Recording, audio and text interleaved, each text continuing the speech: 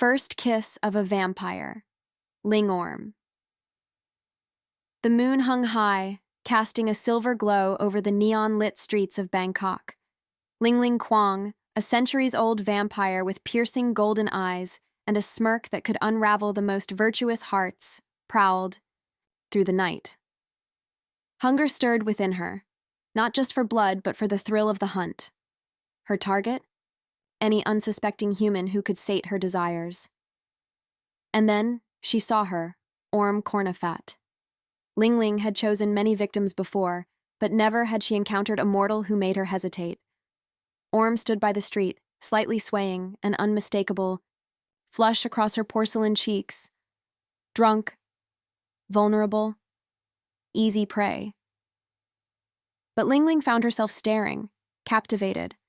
The woman's beauty was intoxicating, fair skin that glowed under the streetlights, lips that looked sinfully soft, and eyes, though glassy from alcohol, held a warmth that stirred something unfamiliar in Lingling. Something dangerous. "You all right there, sweetheart?"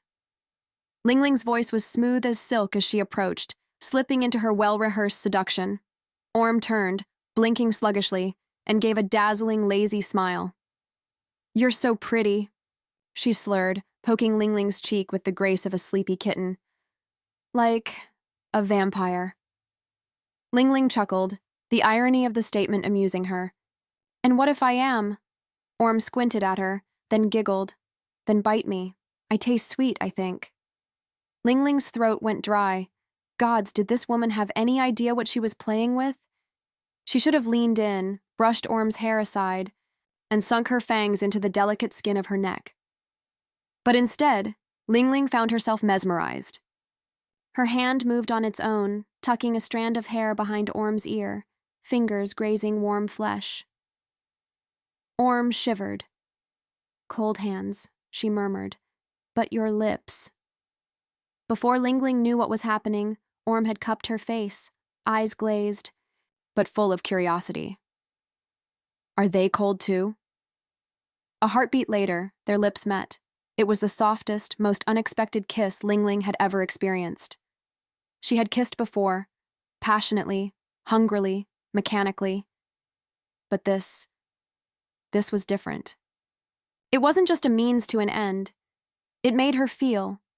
A warmth unfurled in her chest, a pulse of something long buried. For a fleeting moment, she felt human. Orm hummed against her lips, lazily deepening the kiss, her body pressing closer. Lingling clenched her fists, fighting the instinct to pull her in, to claim more. But control was slipping, and her fangs ached, not just for blood, but for this woman who made her forget what she was. Orm pulled away first, her head lolling against Lingling's shoulder. Nice vampire," she mumbled before passing. "Out." Lingling stood there, heart thundering, a ridiculous notion, since it hadn't beat in centuries. She exhaled sharply. Shit. What should have been a simple feeding had turned into something far more complicated. Lingling had taken Orm back to her apartment, intending only to ensure she was safe.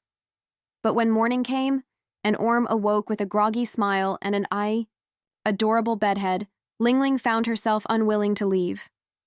Orm was unlike anyone she had ever met, blunt, chaotic, and far too charming for her own good.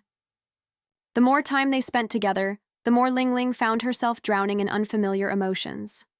She still needed to feed, but every time she looked at Orm's exposed neck, she hesitated.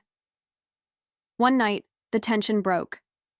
Orm, emboldened by wine and mischief, pulled Lingling into her lap, fingers tracing the cool skin of her arm.